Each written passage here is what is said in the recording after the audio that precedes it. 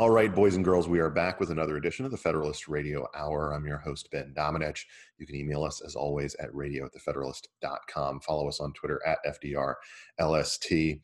I'm happy to be joined today by the host of the only podcast on the internet, Katie Herzog, who you can follow on Twitter at Katie Herzog. She is the talented host of that podcast, Blocked and Reported, which contains all of her interesting musings and then the rantings of her odd co-host in a kind of Carson, Ed McMahon, or if you will, Conan, Andy Richter kind of relationship, Jesse Singal, who's a very smart fellow who you can follow as well on the internet, though I don't know why.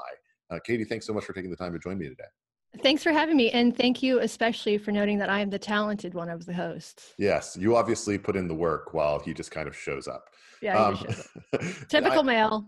Yeah, isn't it just so cliche?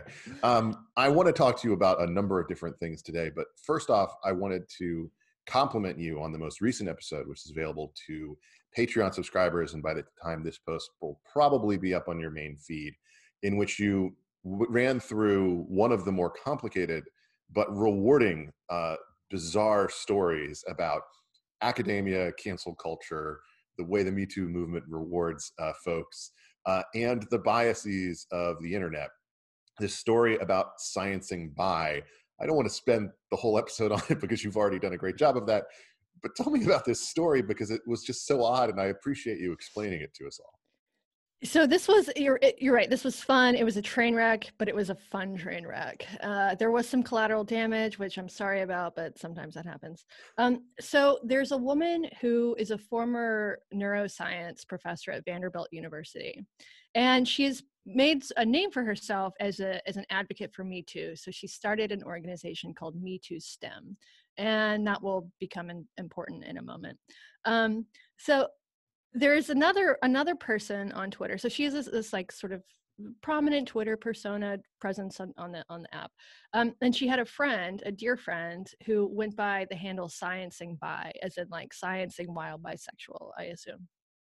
And Sciencing Bi was an anthropology professor allegedly an anthropology professor at Arizona State University.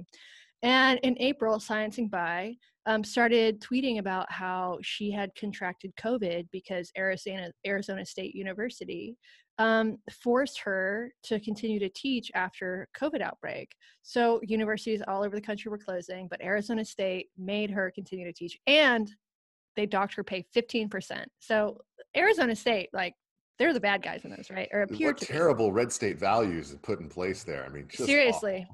Yeah, I thought they were pro-life, but apparently not. Nope.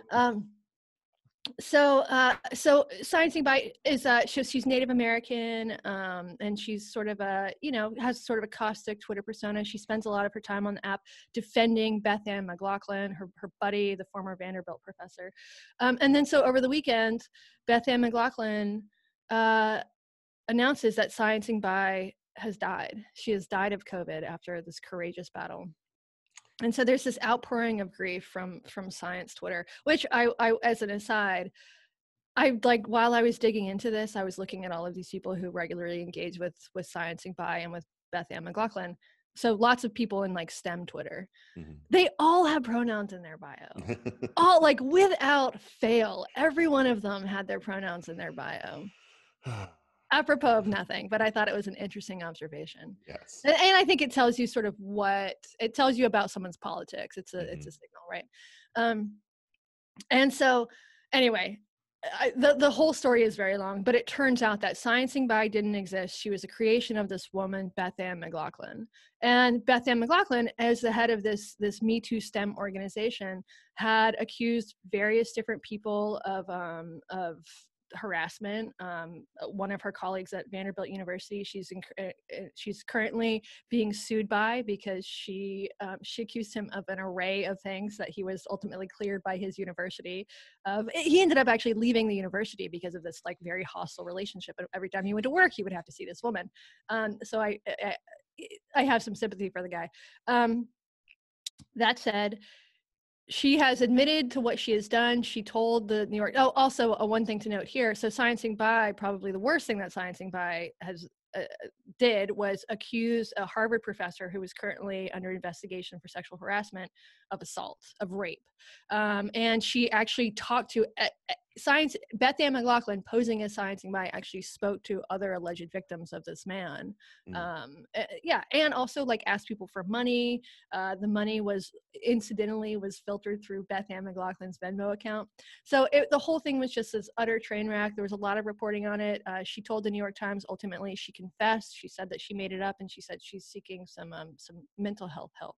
It seems like it might be needed. Well, I just have to say, in classic Stefan fashion, this story has everything. You have the awards, you have the academic community, you have the pronouns, you have the biases, you have the combination of someone who checks every box of victimhood. Yes, the oppression points.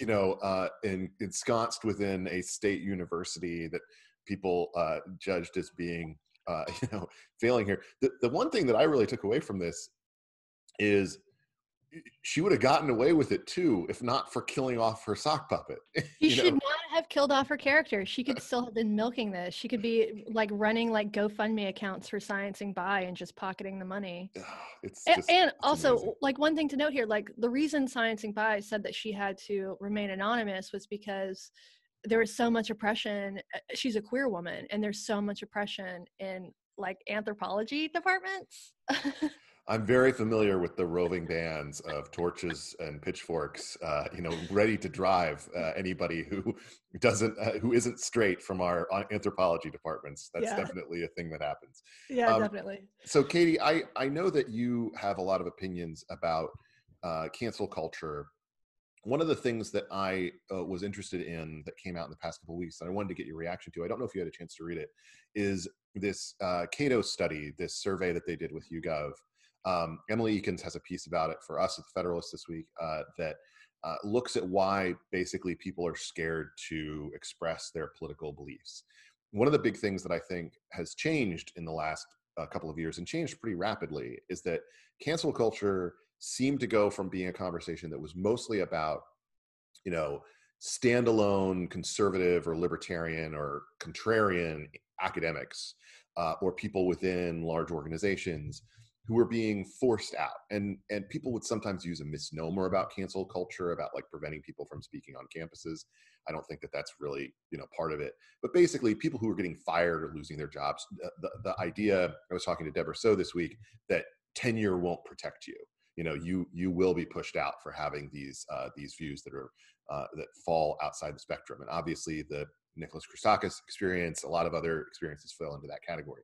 What seems to have changed from my perspective, and that this Cato study looked at, was this idea has spread outside of academia into basically every large firm and workplace where someone could complain about you to HR for expressing your views in ways that you might not even think are political, or that you might even not realize are insulting to folks.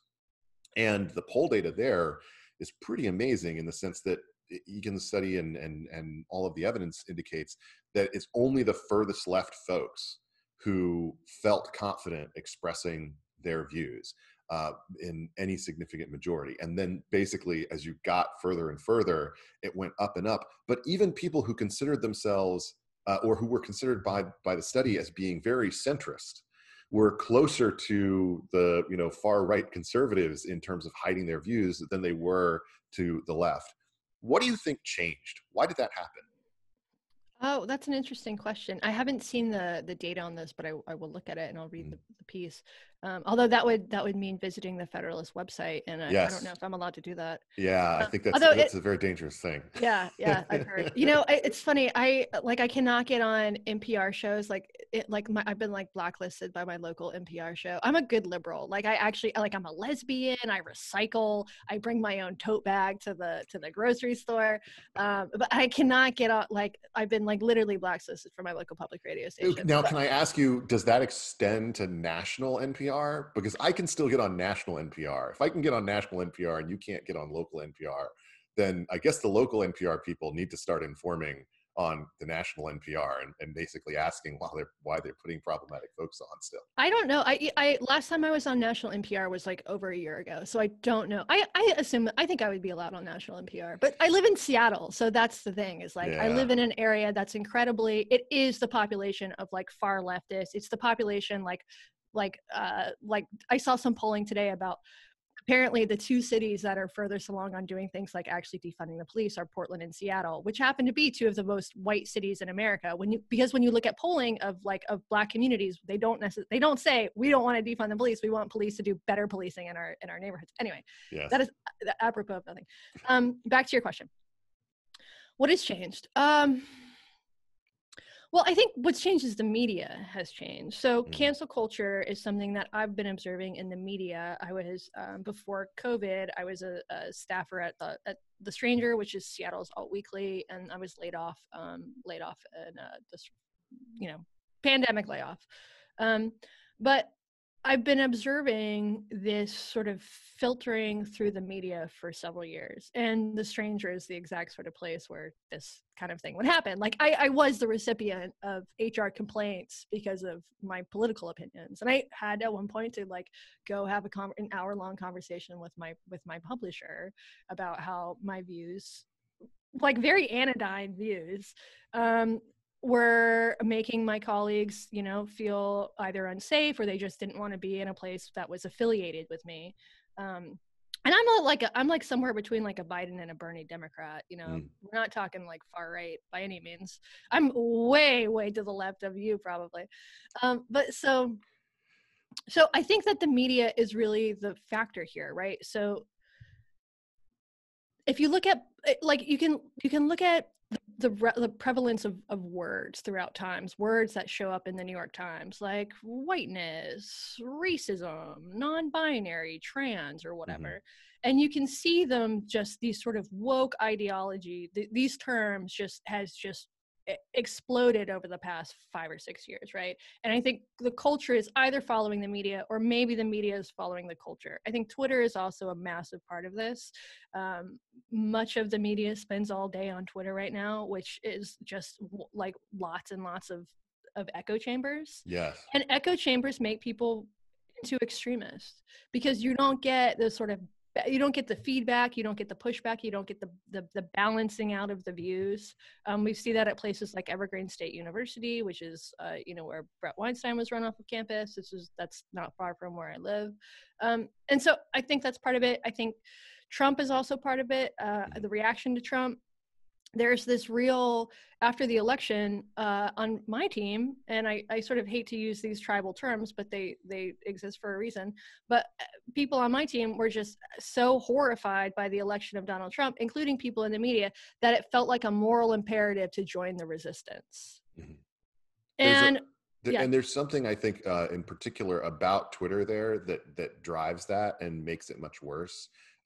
There's an actual study that was done just recently that's getting some coverage this week by Nikki Usher is one of the co-authors of it, and it's called like micro bubbles or something like that. It looked at the way that DC journalists interact with each other, and basically makes the argument that they're even more insular than we might think in terms of the way that they interact. I think anybody who spends any time on Twitter sees that and can see it happening, and you can track people's friendships and relationships based just on casual observation. It doesn't even take stalking their Twitter and mentions and likes. You can just tell.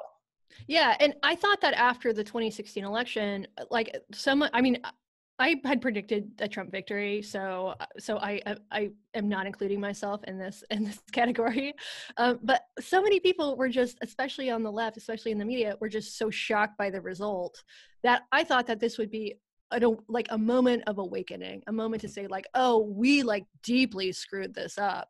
We need to actually interact with people outside of our immediate circle, outside of our social class, outside of our Twitter bubbles, or our media bubbles or whatever, and find out how people actually feel about the world. But what you got was the opposite effect, where every time the New York Times would go and try to profile a Trump voter, there's this massive outcry because you're platforming fascists or whatever. So I've tried to spend the last couple of years doing the opposite, where before 2016, I didn't really know any conservatives. Now I know a bunch of conservatives. I know a bunch of libertarians. I speak with Trump voters because I want to figure out what the appeal is. But I think I'm the exception here, whereas most people in leftist media have just like turned into it just like hardened their shells, where all they want to do is just like crawl back into their safe spaces. For about 2 minutes there after the election, there was that public expression of, oh, well, we need to add new voices, or we need to bring them in, or something along those lines. And then the New York Times and a couple of other places tried to do that. And the reaction was overwhelming opposition from their readership, because they don't want to read those things. They may think of themselves as liberal, but they're actually very illiberal in their wanting to hear from other views, which is ironic, because the whole frame that I've heard for years from the left, and I heard it. I'm going to say some very pretentious things here for a moment. I heard it every time that I've gone to the Aspen Ideas Festival. By the way, check out my most recent Aspen Ideas interview. They posted it like last week with Josh Hawley. But anyway, conservatives, they get all their news from Fox News. Now, just on a factual basis, that's impossible, because on a really good night, when Tucker Carlson is winning the night, he's doing 4.5 million people. Guess what? There are a lot more people than that in the United States who agree with or vote along the lines of what he wants, or even what Sean Hannity wants, or what have you. They don't need to watch that. The other aspect of it that I think is really limiting is, if you are a Fox viewer, or if you are a right of center person, you actually are surrounded on a day-to-day basis by everyone who disagrees with you. Imagine a conservative who buys a copy of the Washington Post in Dulles Airport, and then walks through and sees CNN on every TV. They're surrounded by it. It's natural. It's easy to find out what lefty views are. When I consume pop culture, when I watch Netflix, I made a point that I had seen like the last 3 Netflix shows that I had seen, 2 of which starred Alison Brie, all had like positive storylines about abortion in them. Like it's not hard for me to find those. It's just natural. It comes up when you're consuming media. Whereas a left of center person actually has to seek out those sources, because other than Fox and the editorial page of the Wall Street Journal, they really are not that widespread. They don't have as much reach or omnipresence. I grew up listening to NPR. I still listen to NPR. It may change now that I know that you're not allowed on. But the thing. Thank you. Boycott NPR. But the thing is, they do have good tote bags. But the thing is that, like, it is hard for you. You have to seek it out. And I think that what we've found in the last couple of years is that when it is brought to you and it shows up in places where you don't like to see it, a lot of times there's a loud portion of the readers who say, you don't belong here, you've got to get out. And I think that's just so bad for debate. And it allows for a debate that I think you had on sort of the Sunday shows from in the real post-Bush era for many years, where there wasn't a challenging of established Washington opinion. It's the only reason why I feel like someone like Jeb Bush could run in 2015 and not have an answer to questions about the Iraq War, because the assumptions built into the Sunday panels and the cable news sort of lineup of people for many, many years had basically operated under the assumption that, oh, well, the war, even if it had problems, was generally a good idea. And it did, we don't really want to rehash the WMD thing or go into any questions like that. So that allows you to take a different perception away from things, as opposed to what the reality is. I think you're totally right about that. I mean, and people I know after the Trump election, or after the 2016 election, their response to like the random uncle who is pro-Trump or conservative or center right or whatever posting his beliefs on Facebook was to defriend him, to cast him out, was to say, no, it's like contamination, instead of saying like, oh, I'm going to be curious about this and try to get to the bottom of what this guy believes, even if I know in my heart that it is wrong. The response by a lot of people was just to shut it down, and I don't understand that. I mean, I do sort of understand it, but I just think it's a poor way to live your life. And it makes it more likely that we're going to see a repeat of 2016 again. It also, I mean,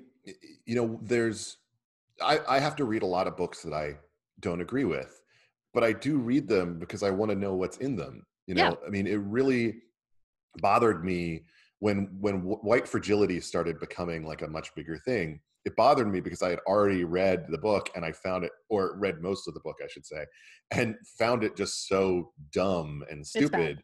Yeah. Not good. that I was like, really? This is what they're assigning people? Because Yeah. and then when people started, I had gone to a conference last year that featured Ibram X. Kendi, and when people started recommending him, I was like, wait till you get to the bit about how you have to be anti-capitalist to be anti-racist, and that like you can't have capitalism without being racist. And everybody was like, what are you talking about? You'll see. It's fun. So, but the point being that like we have this conversation that plays out in public that often leaves out so much information that I think would be useful to have. For instance, right now, one of the things that I'd really be curious about, and I am limited in my knowledge of this, is, and I've seen Matt Iglesias actually write a little bit about this, that he talked about a couple of different left of center activists and smart folks who are worried about how Black Lives Matter is playing with Hispanic voters. Mm-hmm. And he said that there's this undercurrent of concern, but that most people don't want to express that concern publicly because they would feel a backlash for it. And to me, that's just an encapsulation of how ridiculous this moment is, because that's a great question to be asking. I'm legitimately curious what the small business owning, first or second generation Mexican immigrant who owns a small business in Phoenix thinks about this. It's a swing state. It's important. We should know. And yet asking that question is now somehow a problem. Yeah, absolutely. I don't know how this gets fixed. Does Donald Trump have to win again before the media in particular says like, oh, we screwed it up again. Maybe we actually do need to go speak to these people and find out what they believe. I just feel like they'll double down. Yeah, there's also this other thing going on, which is just these market forces, right? So I've talked about this a lot on our podcast, but like when I was at The Stranger, we had 2 or 3 deadlines a day, right? So instead of having time to go out and like deeply report stories and cultivate sources and find out what is going on in the world, you open up your computer, you open up Twitter, and you just look at what other people around you are saying. That's a terrible way to report, but it's happening more and more. And then you get, the merging of opinion and news, which my paper did in a sort of a way that was obvious. And it was an alt weekly. Like that's what alt weeklies are supposed to do. The New York Times isn't supposed to do that. They are, but they're not supposed to, or I don't think they're supposed to. But you're seeing that more and more. The way that I put it is the lie is not on the pieces that say news analysis. It's on all the pieces that don't say news analysis. Yeah. Tell us a little bit about what it's like in the Pacific Northwest right now, being super white and therefore at the forefront of the Black Lives Matter. We are leading these Black people. I have not been into Seattle in a while. I have a sort of tortured relationship with Seattle. I moved out to a little, I call it an island. I moved out to a peninsula about a year ago to buy a house, mostly because of the cost of living, but also because there are stickers all over Seattle calling me a Nazi and a transphobe, which is sort of hilarious. I'm neither one of those things. I haven't been back to Seattle in a while. I've been there several times for PAX, for the Penny Arcade Expo, and which is a whole other kettle of fish in terms of the conflicts within the gamer community and things like that. I don't know if you just saw that Wizards of the Coast, that makes Dungeons and Dragons, has had to do a reissue of their famous like vampire campaign because it contains racially problematic references to things that could be interpreted as like gypsies and Romanian people or something like that. Gamers get woke. Yes, exactly. And which raises all of these other questions about rereading pretty much any kind of vampire literature. But anyway, that whole Pacific Northwest activism always seems like its own animal.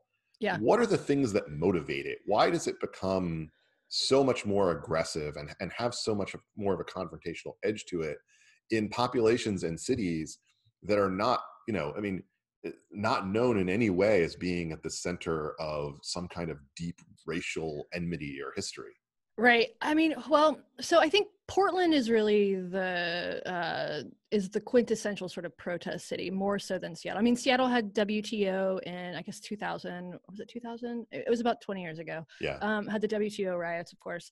But Portland is really where the hub of this sort of violent activism happens. And I lived in Portland after college. Portland is an incredibly white city. It's also politically homogenous. And so my theory is, and it does, like, I should acknowledge, like, Oregon was established as a white supremacist state, apparently. You know, it does have a history of maybe the reason that it's, that it's as white as it is does have something to do with this, with its history as a state.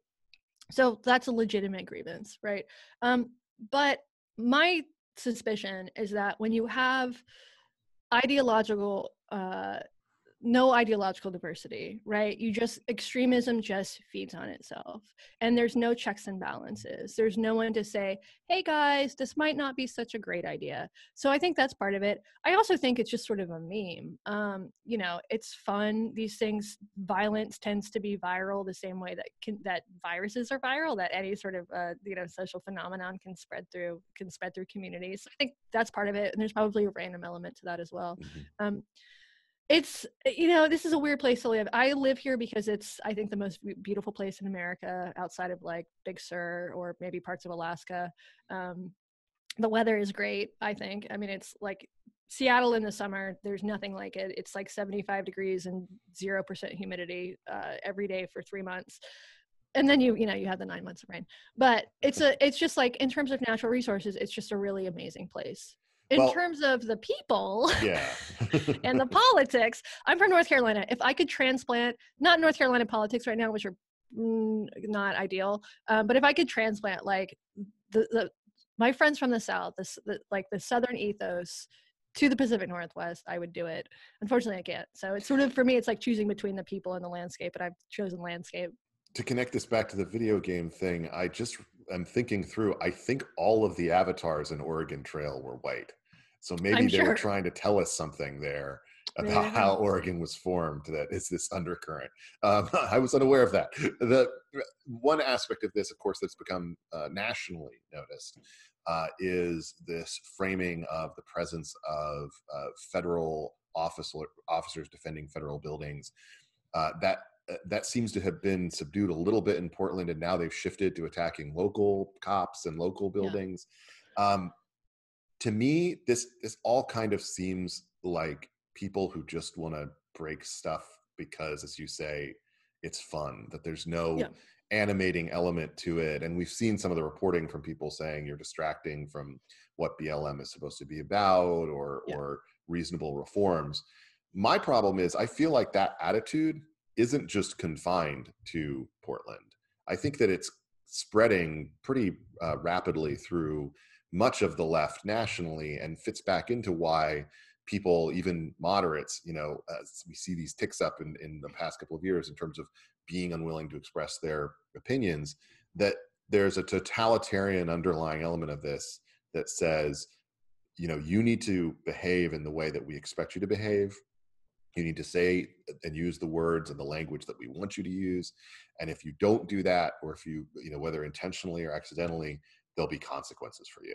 Now, that might sound like fear-mongering, but I hear those complaints now, not from academics or journalists, people who might be used to walking on eggshells in terms of writing their opinions publicly or expressing them on TV.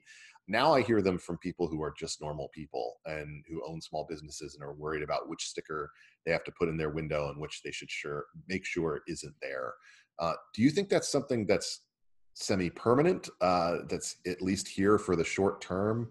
Because there's some commentators in Washington in the Acela corridor who say, oh, well, this is just all about Trump and he'll lose in the fall. This will all go away and tamp down. From my perspective, I feel like this is something that's larger than that, and that seems like it's here to stay for at least the short term. Yeah, I think I'm sort of more on your side with this. I think we're in the midst of a moral panic, and I started to think about this a few years ago when so my sort of backstory, I wrote a piece on, it was called The Detransitioners, it was for The Stranger, and there was this crazy, and it was just a reported piece about people who transitioned from one gender to the other and then transition back. And there was this really crazy outcry in Seattle where people were burning stacks of the paper. They were putting up flyers calling me transphobic. And this was not, there's nothing transphobic about this piece. But I started thinking at that time, like, oh, like some of the dialogue around what's happening with trans issues, I think we're starting to see sort of moral panic. And then Me Too started, and I started to say, well, okay, maybe the moral panic is more about, it's less about gender and more about sex and these sort of power relationships. And then the George Floyd killing happened, and the response to that, and I thought, okay, maybe it's race, maybe the moral panic is race, but really I think it's all one moral panic, and cultures go through this on sort of a pretty regular cycle. There was the satanic panic scare in the 1980s and 90s, which is just a fascinating part of American history that I wasn't even aware of until I lived through that time. I was a kid. It's crazy. Yeah, it's crazy, and not that long ago. And so I think that we're in the midst of a moral panic, and what we're seeing is a lot of is this move toward illiberalism is a part of that. So I don't think that it's permanent, but I think we're going to see it for the next few decades. There's going to be a backlash from, let's assume for the sake of argument that Joe Biden wins in the fall, that there's going to be a real push to use the mechanisms of power to do a couple of different things. We saw, President Obama, for instance, the other day endorsed getting rid of the filibuster in the Senate, something that he previously defended as a senator, of adding Washington, D.C. and Puerto Rico as states just by a majority in Congress. Hillary Clinton's in favor of getting rid of the Electoral College. Various folks, including multiple candidates for the Democratic nomination in 20, were in favor of either impeaching Supreme Court members or adding several members of the Supreme Court. All pretty significant norm-breaking things. And of course, we'll also bring back like the Title IX campus kangaroo courts and a couple of other things along those lines that have gone away. One of the worries that I've always had is that because Trump is such a norm breaker in the way that he approaches communication and in the way that he flaunts, any kind of deference or politeness in the way that he treats other people, that would result in a lot of norm breaking when it comes to legally important, really significant things. I've actually felt pretty good about the way that courts have responded to him and the way that the Constitution has held up, in the sense that whenever I hear these people talking about shredding the Constitution or something like that, I'm like, no, he's actually obeying the court order, and he's not, having the judge executed, or he's not even spying on the journalists the way that Obama did, or droning people illegally. So, whatever. That the point being, I felt like the strictures of the Constitution really held up pretty well. We tested those guardrails and they worked. My worry is that his norm breaking in communication form is going to lead to some real norm breaking when it comes to the actual law, and that the ramifications of that are just going to be more illiberalism on both sides, where it's like if your choice is between, using the power that you can against your foe or having it used against you, that's not really the way we've approached politics in America. That's a lot more European or maybe, some periods in Mexico than it is what we've done here. Are you concerned about that? Because I feel like it's a really big concern.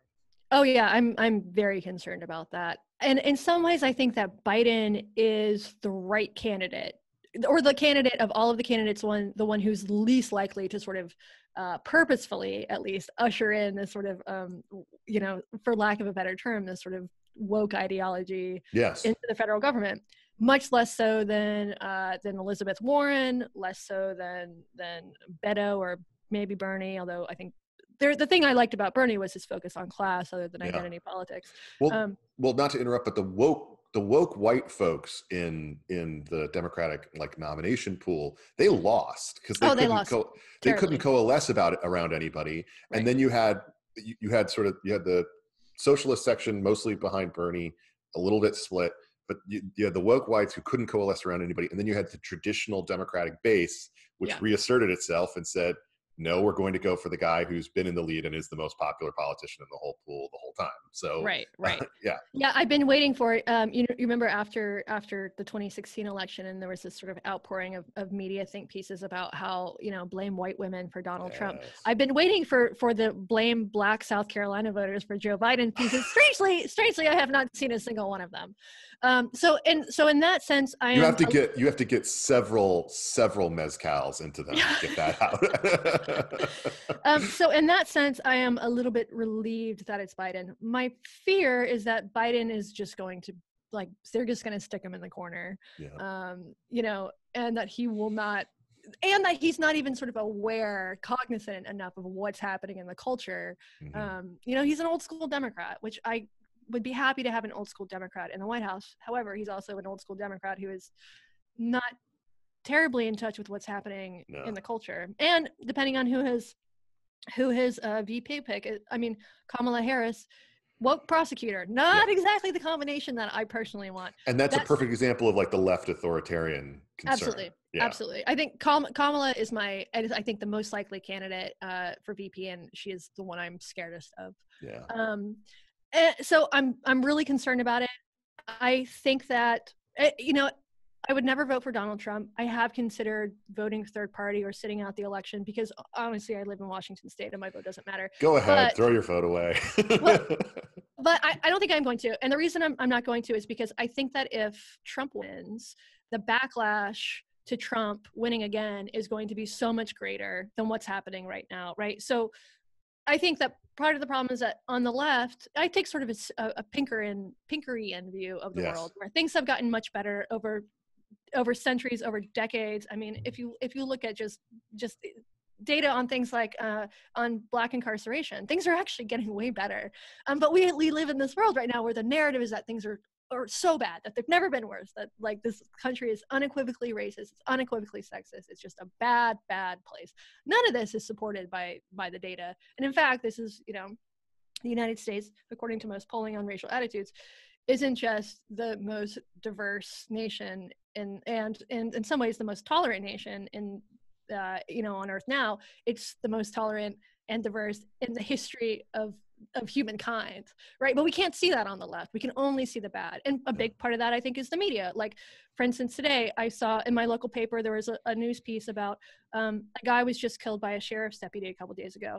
This is not going to make national news because he's white. This will fade away within a couple days. If he had been a Black man, Seattle would be burning right now, because the media skews what actually happens. We ignore lots of stories, and we elevate other stories that make people, for a good reason, make people think that the world is the worst place it is. In fact, Zach Goldberg has a piece at Tablet, which I believe published yesterday, that is excellent on this. He talks about how media prompted the Great Racial Awakening or something like that. Yeah. And he just goes through and analyze statistically the use of a number of different race-focused terms over the course of a couple of years by the New York Times, the Washington Post, and other media entities.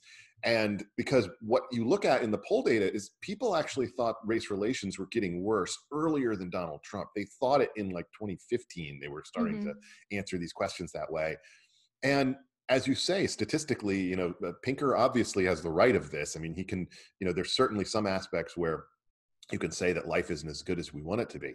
Sure. But in virtually every major measure of life experience, of educational achievement, of health expectation, of age expectation, of having all these different elements that would suggest economic fulfillment and ability to buy things that people would have thought unheard of ages ago. Those are all things that look very positive. So it seems to me kind of hard for people like Kendi to argue, capitalism is inherently racist. He's doing it very successfully. And I'll say, I do think that if we could I'm in favor of higher taxes for the rich. I'd live in a state with no income tax. I would fully support an income tax or a capital gains tax in Washington State, in part because, I prefer it not to touch me, but we do have the richest men in the world live here, so you can tax the shit out of them for all I care. But if Trump wins again, this perspective, which I think is wrong, I understand why people have it, but I think that it is incorrect. And I think that that part of this civil unrest we're seeing right now is responding to the media narrative rather than the reality. And this is not to say that racism doesn't exist. Racism exists for sure. Police violence is a problem, but it's a problem across races. It's not just a problem specific to the Black community. But you could address this, I think, in a way that would be really, frankly, more successful if you said, like, all right, the problem is policing. The problem isn't white supremacy. Anyway.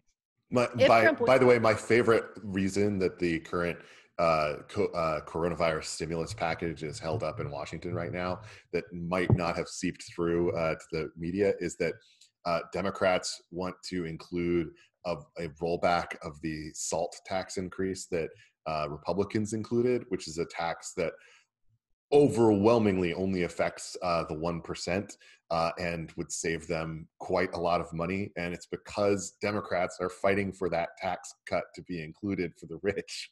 Why? So here's why. Just a thumbnail. So if you live in a high tax state, right. In the past, prior to this getting eliminated, you could claim that state tax money against your federal income tax and basically take it as a deduction. And so what that did is it insulated high tax states from like the true cost of living there because you were able to turn it into the feds. So that's California, New York, et cetera. Yeah. And so when Republicans got rid of that in their tax bill under Paul Ryan, whenever that was, that dinged a lot of rich people who lived in high tax states. So they started changing their residences to other states to flee those high tax states, which isn't a problem when you have a really booming economy, but is a huge problem when you have a global pandemic and everyone leaves New York and California. And you see people like Joe Rogan saying, I'm moving to Texas, and he's like, oh, I'm fed up with this California stuff. How much of that is tax based? He's getting paid $126 million. I can imagine taxes might have something to do with it. Maybe just a little something to do with it. So, anyway, there are tons of other things that hold it up, but mostly it's because of Washington being stupid. That's interesting. All right, I didn't know that. Thank you for that. Anyway, but I agree with you that I would much rather be taxing rich individuals at higher levels than have them roving around using their billions for stupid purposes. Before I let you go, and I wanted to get into a little bit what you're trying to do with this Blocked and Reported podcast, which I've been listening to, and I encourage people to go and subscribe to your Patreon. The aim seems to be to cut through a lot of BS and to help people who are maybe too busy to spend their lives on social media to understand the threads and the fights and the kind of intramural activity that happens within this conversation about cancellation and media and everything else like that. Is that the intentional framing of it, or is it really just the two of you shooting the shit? We hadn't, before we started the podcast, we didn't discuss any sort of like bigger picture plans for it. I think the way I've been putting it now is that the podcast, we try to understand and explain the internet and what it's doing to us, because I think it's doing something very caustic and negative to us. But the surprising thing to me is that the podcast has really become sort of a community. And a lot of people, as you mentioned, a lot of people feel like they can't say what they believe right now. Well, I can, and Jesse can, because we can't be canceled because we have a Patreon. We don't have bosses or coworkers. He's the only person who can report me to HR, and luckily I'm the head of HR. So part of it is to, be kind of a safe space, to be the people willing to say the thing that other people say they think that they can't say. And we hear from those people all the time. So it's very gratifying. I don't know if the podcast fails and I have to go apply for a job somewhere, it might come back and bite me in the ass. But so far it's been really remarkable to get sort of this outpouring of support from people who just feel alone. One of the elements that I think was missing from the reaction to the Harper's letter was I feel like the signers of it, not all of them, because I know some of them, but some of them displayed a bit of naivete because Pinker was saying something like this, but somebody else was saying it a little bit more sloppily that, well, we're saying this because, we are well ensconced. We're we have defensible positions. we can speak for the people who can't, and therefore that's why we're saying this. And what I thought to myself is, oh, you don't understand. The conservatives have been driven out of your institutions. The centrists are being driven out of your institutions. They're going to eat you next. They don't have anyone else to eat. They've gotten rid of everybody else to eat.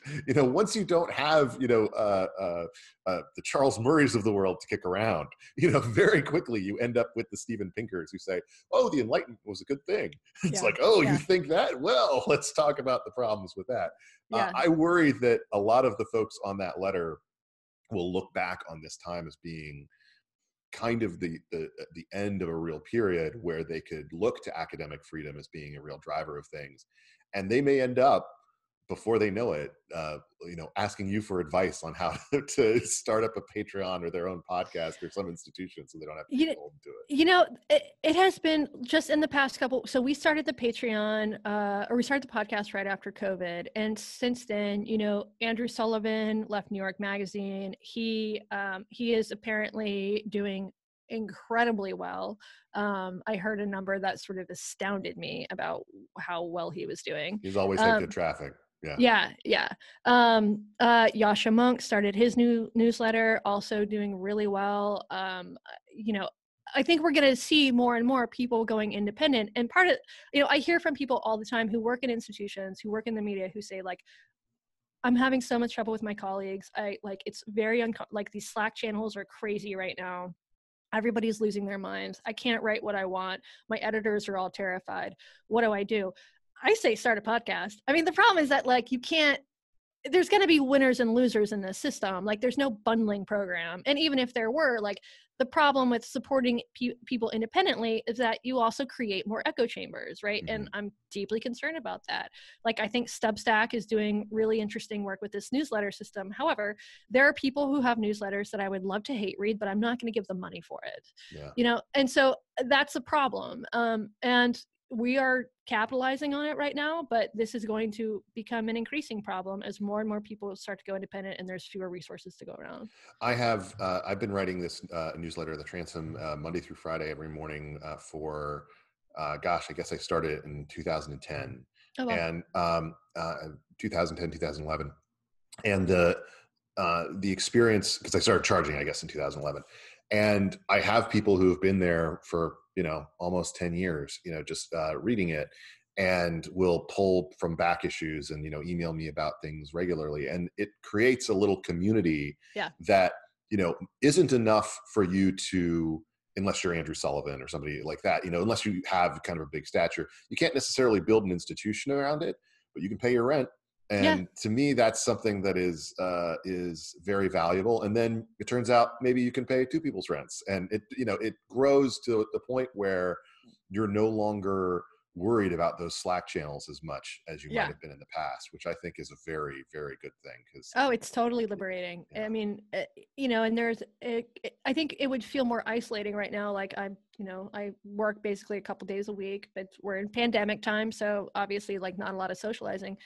But we have created a little community around the podcast, which, makes you feel a little bit less sort of crazy and isolated. Are you going to do any kind of Zooms or watch-alongs or anything like that going forward? Yeah, we have Jesse deals with all the extra stuff, and he just tells me where to be, and I show up. But we've done. He is the sidekick, so he's he does all the paperwork and handles the money. And no, that's not just because he's Jewish or a man. We do for patrons, we do some live chats where we get drunk and people chat with us, and it's been fun so far. And I mean, hopefully at some point there will be a vaccine and we can go on tour and do live shows, but we'll see how long that takes. Before I let you go, I do have one question, which is just when I'm interested in how you consume and track these different media debates that you touch on so much in your conversation, only because I can hop on to social media, and I do at sort of various points in the day. And I do so intentionally, where I'm jumping on for an hour to pull various things, send them out and suggest story ideas, and then I get back off of it. And I've been doing that for a while. what that means is I miss out on some of these things in real-time activity. So like when the sciencing by thing happened, I got online, I was like, what is this about? And then I pretty quickly decided I don't have the Yeah. time to dig into this. This seems too complicated. And so it took a couple of days for me to read the articles and figure out what was going on. How do you keep track of these things? I have no hobbies, and I only work a couple days a week, so I spend all my time on my phone. I mean, that is part of it. I am way, way too connected on Twitter. Somebody asked me for an interview recently, somebody asked me how much time I spent on Twitter a day, and I said like, oh, probably like 3 to 4 hours. I think that was like a lie by half. So I do spend a lot of time on it, but I get a lot of my DMs are open, so if there's something weird going on, people will usually alert me to it. And then Jesse is as online, if not more online than I am, which is helpful.